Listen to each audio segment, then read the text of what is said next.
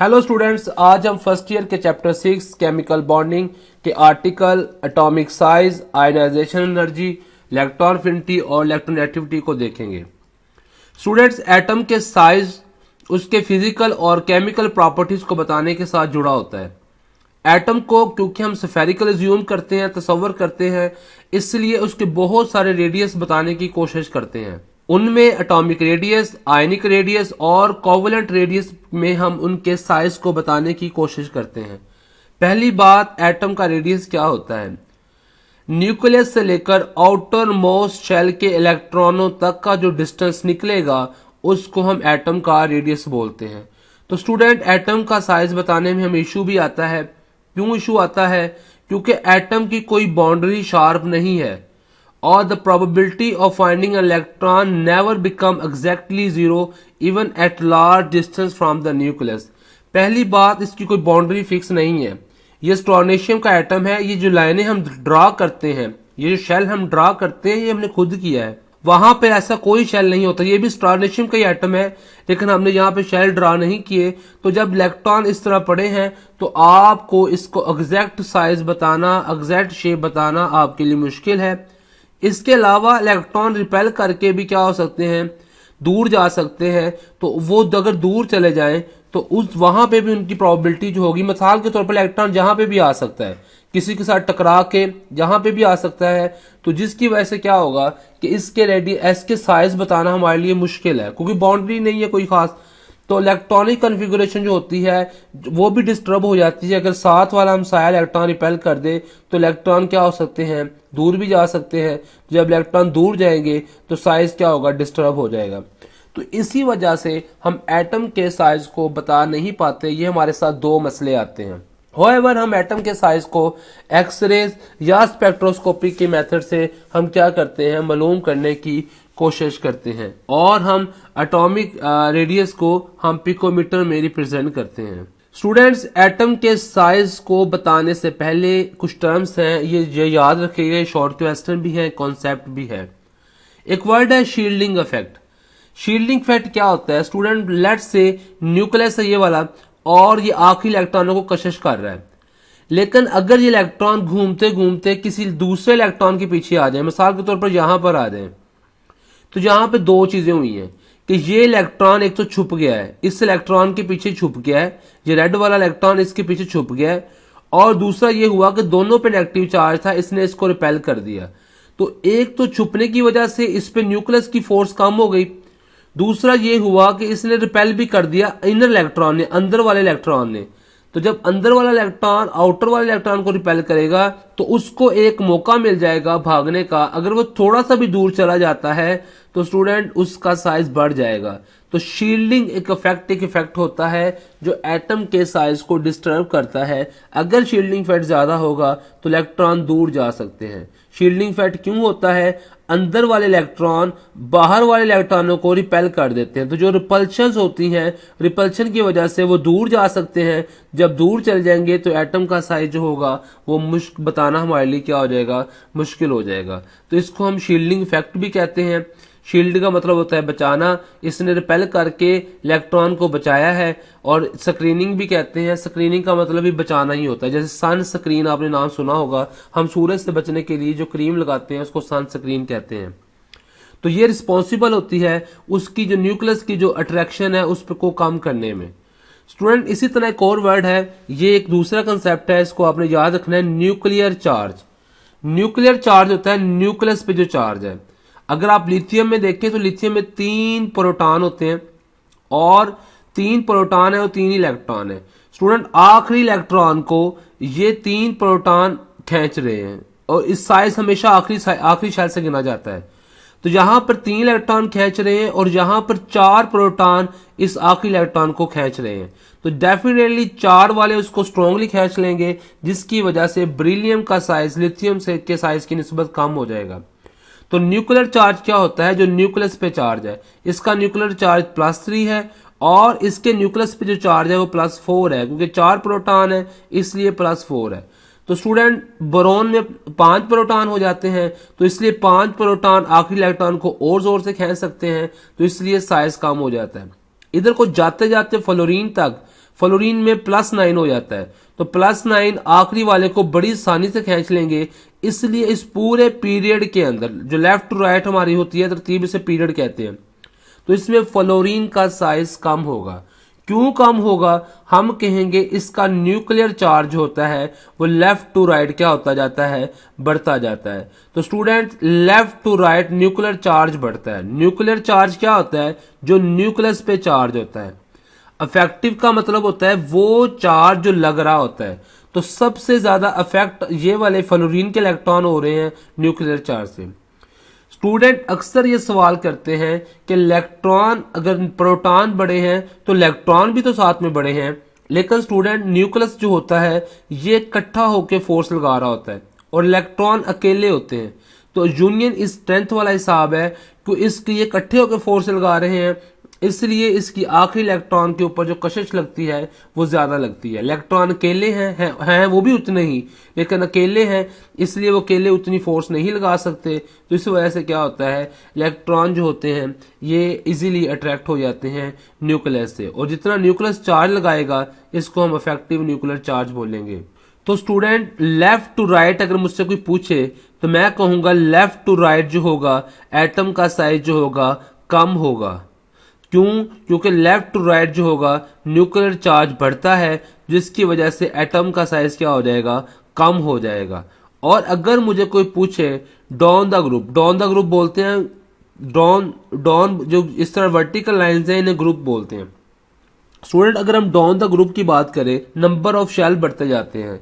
Student, definitely हर एक नीचे आते एक शेल बढ़ता जा रहा है, तो जैसे जब शेल ही बढ़ते जाएंगे तो डेफिनेटली उसका साइज क्या होता जाएगा, बढ़ता जाएगा।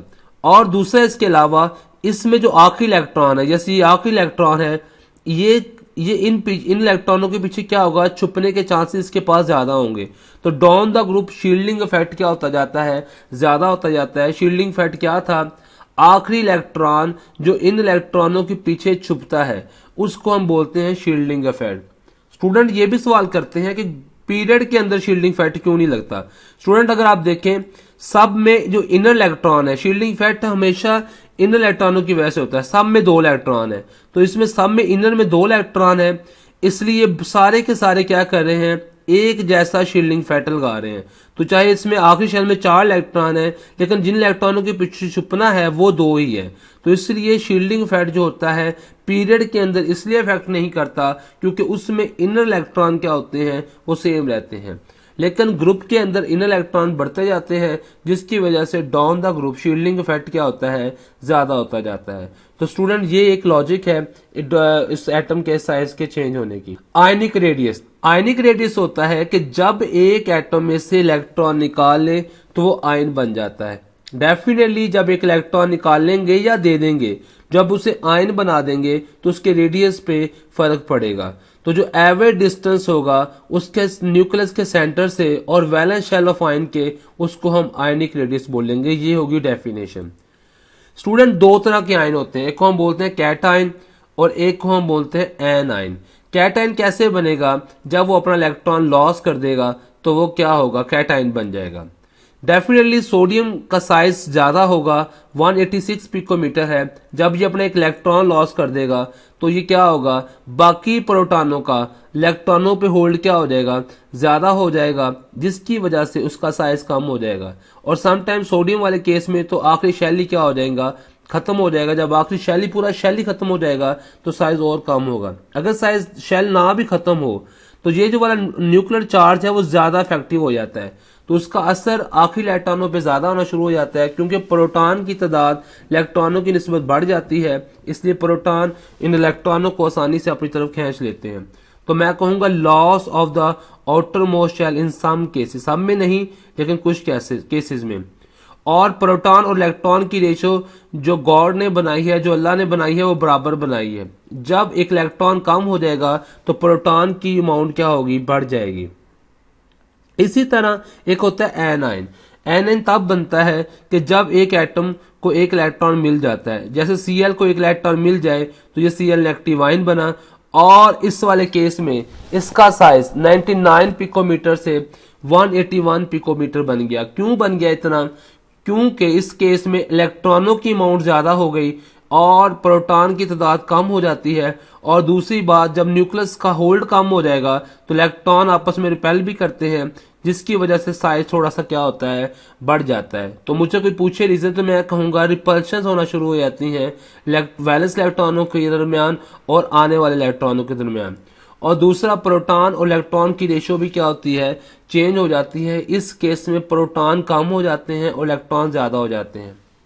अगर स्टूडेंट NaCl एक आयनिक कंपाउंड Na और Cl, अगर ये Na पॉजिटिव आयन और अगर Cl नेगेटिव आयन बनाए तो हम दोनों के साइज से हम टोटल साइज निकाल सकते हैं। जैसे मुझे कोई पूछे NaCl के दरमियान कितना फासला है तो मैं कहूंगा R पॉजिटिव आयन का रेडियस 195 पिकोमीटर है और नेगेटिव आयन का रेडियस 181 पिकोमीटर है। दोनों को जमा करेंगे तो 276 पिकोमीटर आ जाएगा। इसका एक फायदा ये भी है कि हमें टोटल का पता हो और इनमें से एक आयन का पता हो तो हम जो होता है हम एक आयन का रेडियस बता सकते हैं। मिसाल के तौर पर मुझे टोटल का पता है और मुझे नेगेटिव आयन का पता है कि टोटल का पता है 276 है और नेगेटिव आयन का पता है 181 है, तो मैं पॉजिटिव आयन को बता सकता हूँ। स्टूडेंट, आइसोइलेक्ट्रॉनिक कैटायंस ये आपकी बुक का हिस्सा नहीं है, ये कॉन्सेप्ट समझ लें आप।